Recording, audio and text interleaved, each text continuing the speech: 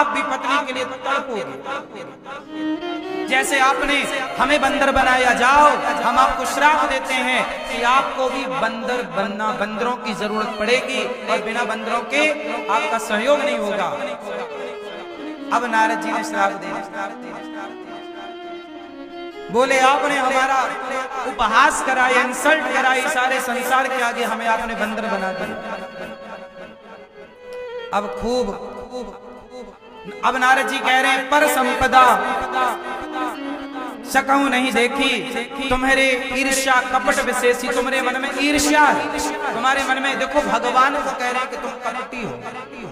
ये वही नारद जी हैं जो दिन भर नारायण नारायण जपते हैं और आज अपने नारायण को क्या बोल रहे हैं, तुम कपटी हो, तुम ईर्ष्या करते हो, तुम हमारा ब्याह नहीं होने दे रहे हो। ऐसे ही ये संसार का जीव अपनी बात पूरी ना होने पर, अपनी इच्छा पूरी ना होने पर भगवान पर गुस्सा करता है, जबकि भगवान का कोई दोष।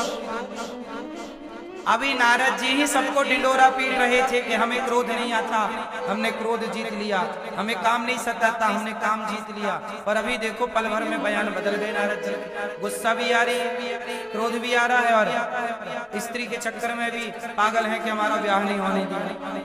तब भगवान ने, अब नारद जी बोले परम स्वतंत्र ना सिर पर कोई, आप स्वतंत्र हो, जो मन में आता करते हो, आप भगवान हो, आप भला ही नहीं चाह रहे हो हमारा। आपने हमें बंदर बना दिया। अब श्राप राप दे करके नारद जी जब श्राप दे दिया कि आपको भी बंदर की जरूरत पड़ेगी, जैसे हम पत्नी के लिए तड़प रहे हैं, इसलिए राम जी सीता मैया के लिए तड़प रहे हैं। जब रावण ले गए ना, हे सीता हे सीता, तो वो नारद जी का श्राप था। बंदरों की सहयोग क्यों लेना पड़ा, बंदरों की सहायता क्यों लेनी पड़ी, क्योंकि वह भी नारद जी का श्राप था। इसलिए हनुमान जी का सहयोग लेना पड़ा सीता माँ की खोज में। इसलिए शंकर जी को बंदर बन के आना पड़ा। शंकर जी हनुमान जी हैं और हनुमान जी को बंदर बनना पड़ा, क्योंकि वो नारद जी का। अच्छा, जब नारद जी ने श्राप दे दिया तब नारद जी का क्रोध हुआ ठंडा और भगवान ने माया समेट ली। जब माया समेटी तब नारद जी को हक्का बक्का रह गए, प्रभु चरणों में गिर पड़े, प्रभु क्षमा करो क्षमा करो, हमसे बड़ी गलती हो गई, हमने आपको श्राप दे दिया, हमसे बड़ी अपनी गलती हो गई। तब नारद जी ने कान पकड़े, उठक बिठक लगाई और भगवान से क्षमा मांगी। कहा मृषा मम श्राप कृपाला, हे प्रभु मेरा श्राप मिथ्या हो जाए, मृषा हो जाए। भगवान बोले नहीं, आपका श्राप मिथ्या नहीं हो सकता। आपके श्राप का सम्मान रखने के लिए, आपकी बात का सम्मान रखने के लिए मुझे राम बन के जाना पड़ेगा और लीला करनी पड़ेगी। तो नारद जी के श्राप के कारण एक बार भगवान नारायण को राम बन के आना पड़ा। बोलिए राजा रामचंद्र भगवान की। अब बताओ, नारद जी का गुस्सा ठंडा, चरणों में गिर पड़े, समझ गए कि हे प्रभु मैंने अभिमान किया इसलिए मुझे यह दंड मिला, चरणों में गिर पड़े। अब आप बताओ कि नारद जी जैसे ज्ञानियों का भी अभिमान से यह हाल हो गया, तो सामान्य प्राणी अभिमान करे तो स्थिति क्या होगी। इसलिए ज्ञानी मूढ़ न कोई ज्ञानी नहीं, कोई मूर्ख नहीं। नारद जी जैसे ज्ञानी मूर्खों की तरह व्यवहार कर रहे हैं, इसलिए मैं मूर्खों की तरह व्यवहार करने लग जाऊं, आश्चर्य न समझिएगा। आप ज्ञानियों की तरह व्यवहार करने लग जाएं, आश्चर्य न समझिएगा, क्योंकि व्यक्ति कुछ नहीं करता, भगवान जैसे नचाते हैं व्यक्ति वैसे नाचता है। हम नाचने वाले हैं और भगवान सबही नचावत राम गोसाई, उमा दारू जो सित की नाई, सबको वही नचा रहे। चलो अब ये बताओ कि नारद जी किस कथा से आप लोगों ने क्या सीख पाई। जोर से, क्या नहीं करना, क्या नहीं करना, अभिमान भगवान रहने नहीं दिया, नारद जी का नहीं रहने दिया। तुम्हारा रह पाएगा, रावण का ना रह पाया, इसलिए अभिमान करोगे तो तरीके से जाएगा, करो ही मत, करोगे तब ना जाएगा, करो ही मत तो जाए कैसे? भाई दुख क्यों आता है? पहले आप अभिमान करते हैं, फिर वो अभिमान जब टूटता है तो दुख होता है। वो टूटा ही क्यों? अरे हुए ही ना होता तो टूटता क्यों? आया ही ना होता तो जाता क्यों? जाता है ना अभिमान तो सब कुछ लेकर जाता है। रावण का अभिमान गया, सर्वनाश करके गया।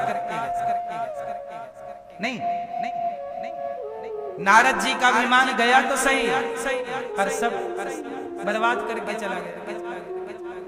बाढ़ आती है, पानी घर में घुस जाता है, पानी उतर तो जाता है तो सब फिर बर्बाद करके जाता है।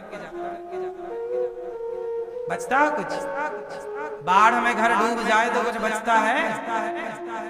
फिर जाएगा, बाढ़ तो जाएगी, एक दिन उतरेगी, कब तक बाढ़ रहेगी? उतरना तो है ही उससे, लेकिन जाएगी ना तो सब बिगाड़ के जाएगी। ऐसे अभिमान भी वो बाढ़ कि उतरेगा तो अच्छे अच्छों का अभिमान, किसका नहीं उतरा नाम बताओ, कौन बचा है? लेकिन फिर वो आपका नुकसान बहुत है। दुर्योधन को भी तो बड़ा अभिमान था कि युद्ध में सुई की नोक बराबर नहीं दूंगा, युद्ध करके जीत लो मेरे, जीत लो मेरे। भगवान गए शांति दूत बनकर, भैया दुर्योधन मान ले, पांडवों को 5 गांव दे दे। क्या बोला? मैं सुई की नोक बराबर जमीन नहीं दूंगा। नहीं दिया ना, तेरा घमंड बोल रहा है, समझ ले, मान जा, 5 गांव दे दे दुर्योधन। नहीं माना, कृष्ण की बात नहीं माना, शांति दूत बनकर गए भगवान, नहीं माना। अभिमान जब आया है तो जाएगा साहब, और जब गया दुर्योधन का अभिमान तो दुर्योधन के सामने उसके सारे पुत्र मर गए।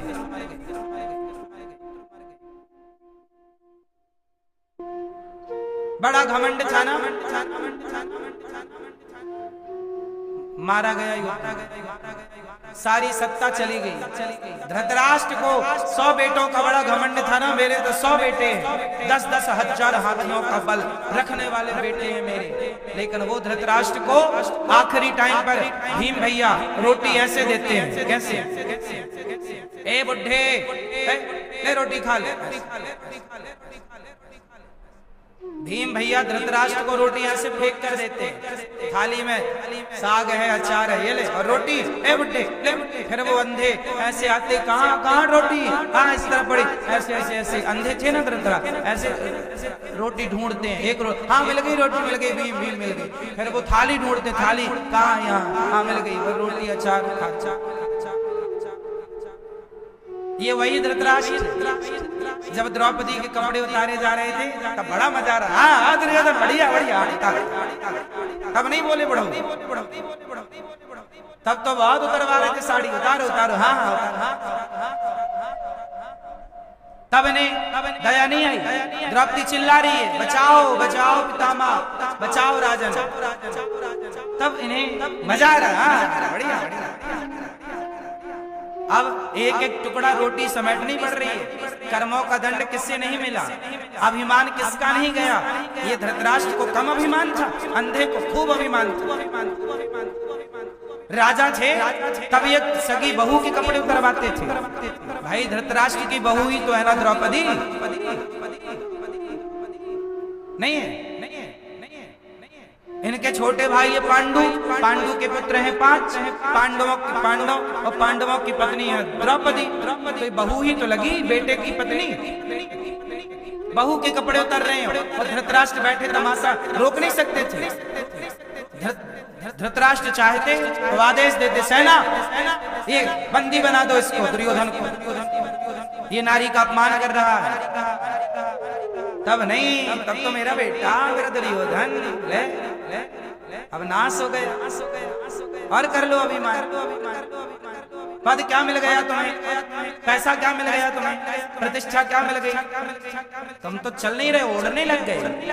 तुम्हारे पंख काटने के लिए ना भगवान आए हैं। मत बोलो साहब, ये अभिमान आप करते तो हो, पर ये जाता है तो सब कुछ लेकर जाता है। ये धृतराष्ट्र का सब कुछ लेके धृतराष्ट्र